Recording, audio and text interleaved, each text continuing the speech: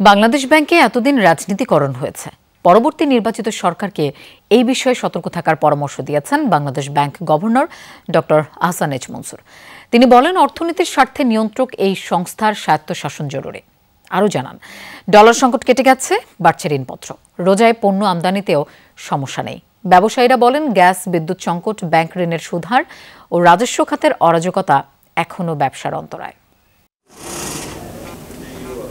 অর্থায়নের ক্ষেত্রে এখনও ব্যাংক নির্ভর বাংলাদেশের অর্থনীতি। বিকল্প তেমন কোনো উৎস গড়ে না ওঠায় বেড়েছে সংকট। সকালে রাজধানীর একটি হোটেলে দৈনিক বণিক বার্তার উদ্যোগে চতুর্থ বাংলাদেশ অর্থনৈতিক সম্মেলন 2025-এ উঠে আসে অর্থনীতি ও ব্যবসার নানা দিক। জানানো হয়, ব্যাংক থেকে লুট হওয়া অর্থ ফিরিয়ে আনতে হবে, উচ্চ সুদহারের কারণে হচ্ছে না ব্যবসার প্রসার, গ্যাস বিদ্যুৎ সংকট এখনও বিদ্যমান, সুপরিকল্পিত হয়নি রাজস্ব খাত। কর্পোরেট সেক্টর টাকাটা নিয়ে মেয়ের বিয়ে দেয়, BMW গাড়ি কেনে এবং করে আমাদের লোনটা ব্যাট করে, একবার চিন্তা করে না যেটা গরিব দেশের রাষ্ট্রের টাকা। এগুলো আমাদের বেসরকারি খাত নতুন করে কোনো ইন্ডাস্ট্রি এক্সপানশনে যাচ্ছে না, তো যার কারণে আমাদের এই স্টিল এবং সিমেন্ট সেক্টর অত্যন্ত ঝুঁকিপূর্ণ অবস্থার মধ্যে দিয়ে যাচ্ছে। 35% টাকা যদি বাইরে থাকে তাহলে কিন্তু রাষ্ট্র পরিচালনা করা সহজ হবে না। আমার যদি গ্যাস শেষ হয়ে যায় তাহলে তো আমি টোটালি আমদানি নির্ভরশীল হব। সব মার্জিন তুলে নেওয়া হয়েছে, এখন আর ডলার সংকট নেই। রমজানের জন্য পণ্য আমদানিতেও নেই শঙ্কা।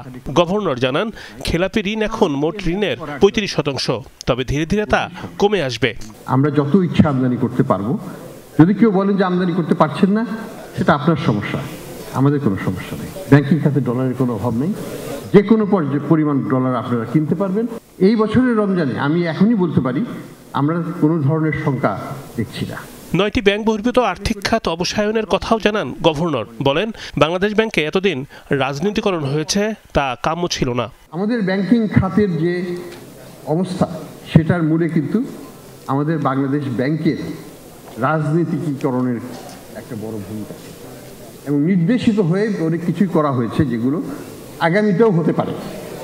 এটাকে বন্ধ করতে হবে এবং রাজনীতিবিদদের একটা নৈতিক এবং আমি বলি দেশের প্রতি দায়িত্ব হবে এটাকে বন্ধ করার জন্য, বাংলাদেশ ব্যাংকে স্বায়ত্তশাসনের জন্য এদিকে নিয়ে।